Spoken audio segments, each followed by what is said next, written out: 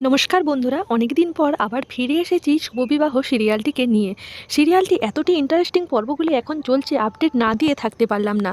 মোবাইলের কিছু যান্ত্রিক ত্রুটির কারণে এতদিন মোবাইলটি বন্ধ ছিল, তাই কোনো ভিডিও আপলোড দিতে পারিনি। প্লিজ বন্ধুরা, তোমরা আমাকে ক্ষমা করে দিও। প্লিজ বন্ধুরা, তোমরা আমাকে সবাই সাপোর্ট করো। আগে যেমন সবাই ভালোবাসতে, সেরকমভাবেই ভিডিওটি দেখো এবং ভালোবাসো, কমেন্ট করো।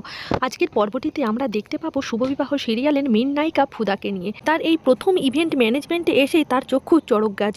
যে মেয়েটির বিয়ে দিতে সে এখানে এসেছে, দেখে নতুন বর সে তারই প্রাক্তন স্বামী, অর্থাৎ ফুদাময়ীর যে প্রথম পক্ষের স্বামী, সেই হলো এই আসল বর। এইবার নাম ভাঙিয়ে নতুন পরিচয়ে যখন সে এখানে বিয়ে করতে আসে, প্রথমে দেখে চিনতে পারে, তারপরে মুখ দেখে চিনলেও কিছু উপায় নেই, কেউ কিন্তু তাকে মানবে না, সবাই প্রমাণ চাইবে।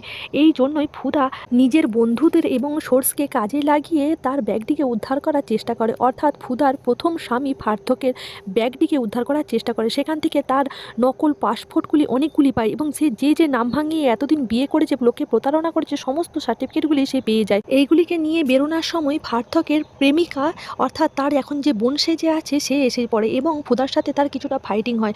তারপরে ফুদা তাকে মেরে সেখান থেকে তার পাসপোর্টগুলিকে নিয়ে আসে, মেরে অর্থাৎ অজ্ঞান করে, এবং নিয়ে এসে বিয়েটি বন্ধ করতে যায়। যখনই বিয়েটি বন্ধ করে, তখন বিয়ের একদম শেষ রিচুয়াল সে চলে আসে এবং সেই মঙ্গলসূত্রটি পরানোর মুখে পর্দা ফাঁস করে পার্থকের, এবং পার্থক কোনো মতেই স্বীকার করতে চায় না যে সে ফ্রড। তারপরে তার হবু স্ত্রী এবং শাশুড়ির হাতে পায়ে ধরতে চায়, কিন্তু কোনো লাভই হয় না।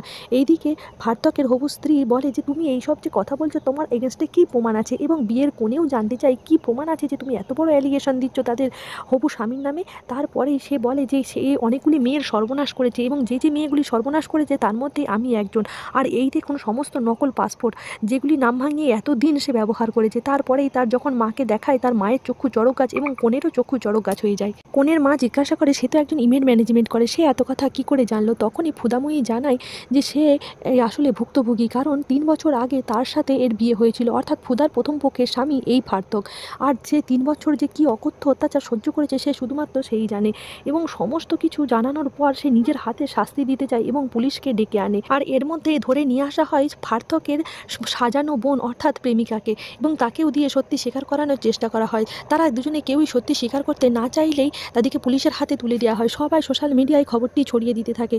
উল্টো দিকে বসু মল্লিক এসে সেখানে উপস্থিত হয় এবং ফুদাময়ীকে দেখে বলে যে কি হচ্ছে এখানে, পুলিশ কেন?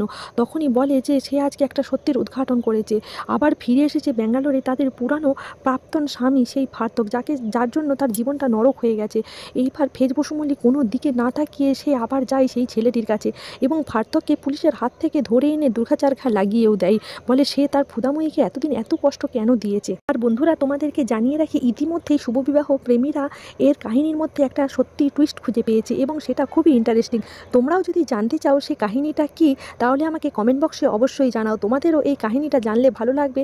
আর সেই পর্বটি পর্দা ফাঁস হতে চলেছে অনেক দিন পরে, কিন্তু তার আগেও যদি তোমরা জানতে চাও, তোমরা অবশ্যই কমেন্ট বক্সে লিখে জানাও। মূল পর্বে ফেরা যাক। পুলিশ ধরে নিয়ে যায় পার্থককে এবং সেখানেও একটি গণ্ডগোল। পুলিশ যাওয়ার পথে মাঝখানে পার্থক নিজে অভিনয় করে যে তার খুব পেন হচ্ছে এবং তাকে সঙ্গে সঙ্গে ইনহেলার চাই।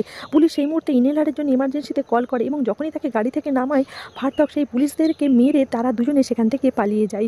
এইদিকে লগ্নভ্রষ্টা হবার ভয় সব মানুষেরই থাকে, তাই কনের মায়েরও লগ্নভ্রষ্টা হবার ভয়, কিন্তু মেয়ে বলে যে এরকম একটা ছেলেকে বিয়ে করার থেকে সে সারা জীবন একাই থাকবে এবং সে ভালোভাবেই বাঁচবে। এইদিকে মায়ের মন তো সায় দেয় না। ফুদাও একটা উপায় বের করে যে তার মনের মানুষ সেখানেই আছে, মনের মানুষ যেমনই হোক, সে যদি সাথে থাকেন সমস্ত পথ পার করা যায়। ফুদার নিজের জীবনে যেটা ঘটেছে সেটা এর জীবনেও ঘটেছে, আর একটা ভালো ছেলে তো হাতের কাছেই আছে। তাই সেই কনের যে আসল বন্ধু, যার সাথে এতদিন বন্ধুত্ব সম্পর্ক ছিল, সেই তাকে বিয়ে করার জন্য প্রস্তাব দেয় এবং মা মেয়ে দুজনেই খুবই ভালোভাবে রাজি হয়ে যায়। এবং মেয়ে তো বলে যে তুই এতদিন কেন এই কথাটা বলিসনি যে তুই আমাকে ভালোবাসিস। এইবার শুভ বিবাহ শুরু হয়। তাদের বিয়েতে সবাই মিলে খুব আনন্দ হইচই করে এবং ফুদাদেরও খুবই ভালো লাগে। এই বিয়েতেই শুরু হয় তাদের ইভেন্ট ম্যানেজমেন্টের লাইভ ভিডিও এবং সবাই এই লাইভটাকে দেখে খুবই এনজয় করতে থাকে, খুবই বাহবা দিতে থাকে। আর এই লাইভ ভিডিও পৌঁছে যায় ফিমনের কাছ পর্যন্ত। ফিমন লাইভ ভিডিও দেখে রাগে রি করতে থাকে যে এর মধ্যেই ফুদা একটা এত সুন্দর বিয়েবাড়ি অ্যারেঞ্জ করে ফেললো, আর এত দর্শক, এত সবারই শুভেচ্ছা কামনা, শুভকামনা সব কিছু নিয়ে ফেললো, তাহলে তার কি হবে, আর কিভাবে এত কিছু সম্ভব হলো। এবার বলতে বলতে কাঁচের গ্লাসটি ভেঙে দেয়। আসলে ফিমন থাকে ফসু মল্লিক বাড়িতে। ফসু মল্লিক বাড়িতে ছোট ছেলের বিয়ে নিয়ে একটা বিরাট অনুষ্ঠান হবে, সেইখানে ইভেন্ট ম্যানেজমেন্টের দায়িত্ব পায় এই ফিমন। আর এই ফিমনকে জব্দ করার জন্যই আসে ফুদার ছোট বোন। যদিও সে এই ফসু মল্লিক বাড়ির এখন ছোট বউ, তাকে নিয়েই কাহিনীটা শুরু। এই ফসু মল্লিক বাড়িতে তার দিদির উপর যারা যারা অত্যাচার করেছে তাদেরকে টাইট দেওয়ার জন্যই এই শামুকের এই বাড়িতে আগমন, অর্থাৎ ফুদার শ্বশুরমশাইয়ের যে মেয়ে শামুক, সেই ফিনুকে এই বাড়ির এখন ছোট বউ। আর সে সবারই হালুয়া টাইট দিতে যেয়ে ঠাম্মির হালুয়াটাই বেশি টাইট হয়ে যাচ্ছে।